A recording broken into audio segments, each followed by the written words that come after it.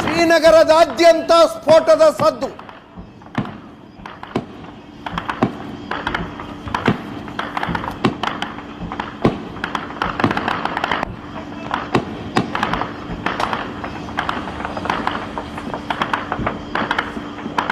ಮಂಜುನಾಥ್ ಮತ್ತೊಮ್ಮೆ ನಮ್ಮ ಜೊತೆಗೆ ಶ್ರೀನಗರದಿಂದ ನೇರ ಸಂಪರ್ಕದಲ್ಲಿ ಜಾಯ್ನ್ ಆಗಿದ್ದಾರೆ.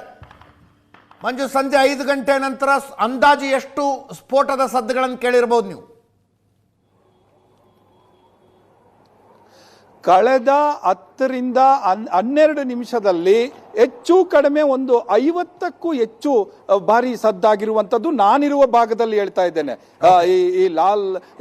ಈ ದಾಲ್ ಲೇಕ್ ಸಮೀಪ ನಾನಿರುವಂಥದ್ದು ಆ ಭಾಗದಲ್ಲಿ ಹೇಳ್ತಾ ಇದ್ದೀನಿ. ಯಾಕಂದ್ರೆ ಇದರ ಹಿಂಭಾಗ ನಿಮಗೆ ತೋರಿಸ್ತೀನಿ, ಆ ಪಹಾಡಿ ಹೆಂಗಿದೆ. ಇದರ ಹಿಂಭಾಗ ಬಾದಾಮ್ ಬಾಗ್ ಅನ್ನುವಂಥ ಪ್ರದೇಶ ಇದೆ. ಆ ಪ್ರದೇಶದಲ್ಲಿ CRPF ನ ಪ್ರಮುಖ ಕಾರ್ಯಾಲಯ ಇರುವಂಥದ್ದು. ಹಾಗಾಗಿ ಅಲ್ಲಿ ಫೈರಿಂಗ್ ಆಗ್ತಾ ಇದೆ ಅನ್ನುವಂಥದ್ದು. ಈ ತನಕವೂ ಕೂಡ, ಈ ಹಿಂದಿನ ಕ್ಷಣವೂ ಕೂಡ ಫೈರಿಂಗ್ ಸದ್ದು ಕೂಡ ಕೇಳಿ ಬಂತು. ಸತತವಾಗಿ ಕೇಳಿ ಬರ್ತಾ ಇರುವಂತದ್ದು. ಕಳೆದ 10 ರಿಂದ 12 ನಿಮಿಷದ ಅವಧಿಯಲ್ಲಿ ಆಗಿರುವಂತದ್ದು ಇದು ಸತತವಾಗಿ ಕೇಳಿ ಬರ್ತಾ ಇದೆ. ಮತ್ತೆ ನನ್ನ ಬಲಭಾಗಕ್ಕೆ ದಾಲ್ ಲೇಕ್ನ ಇನ್ನೊಂದು ಭಾಗಕ್ಕೆ ಹೆಚ್ಚು ಕಡಿಮೆ ಒಂದು 3 ರಿಂದ 4 ಕಿಲೋಮೀಟರ್ ಆಗುತ್ತೆ. ಲಾಲ್ ಚೌಕ್ನಲ್ಲೂ ಕೂಡ ಆ ಸದ್ದು ಇರುವಂತದ್ದು. ಆ ಸದ್ದಿನ ಹಿನ್ನೆಲೆಯಲ್ಲಿ ಇಡೀ ಶ್ರೀನಗರ ಕತ್ತಲಲ್ಲಿದೆ. ಈಗ ಇಡೀ ಶ್ರೀನಗರ, ನಿನ್ನೆ ಶ್ರೀನಗರದ ಒಂದು ಭಾಗ 12 ಗಂಟೆ ಕತ್ತಲಲ್ಲಿತ್ತು, ಯಾಕಂದ್ರೆ ಬ್ಲಾಕ್ಔಟ್ ಮಾಡಲಾಗಿದ್ದು. ಇವತ್ತು ಈ ಭಾಗದಲ್ಲಿ, ಯಾಕಂದ್ರೆ ಇಲ್ಲಿ ಶುರುವಾಯಿತು ಫೈರಿಂಗು, ಹಾಗಾಗಿ ಈ ಭಾಗ ಪೂರ್ತಿಯಾಗಿ ಕತ್ತಲಲ್ಲಿ ಮೊಳಗಿರುವಂತದ್ದು. ಇನ್ನು ಆ ಕಡೆ ಭಾಗದಲ್ಲೂ ಕೂಡ ಸದ್ದು ಕೇಳಿ ಬರ್ತಾ ಇದೆ, ಲಾಲ್ ಚೌಕ್ ಭಾಗದಲ್ಲೂ ಕೂಡ.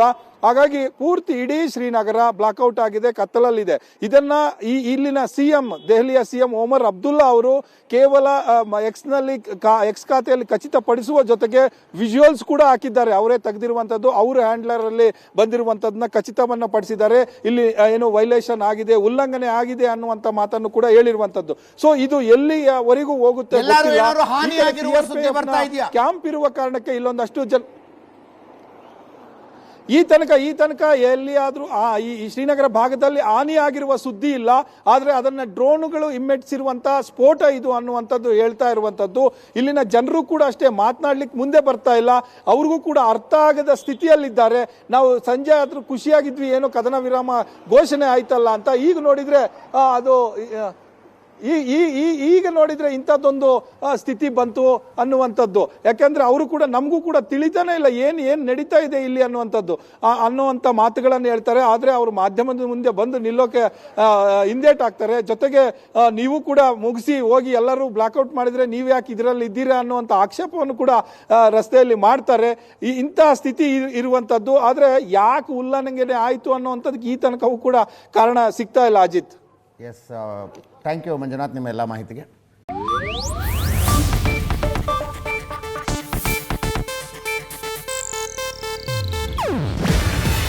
ಇದು ಏಷ್ಯಾನೆಟ್ ನ್ಯೂಸ್ ನೆಟ್ವರ್ಕ್ ಪ್ರಸ್ತುತಿ.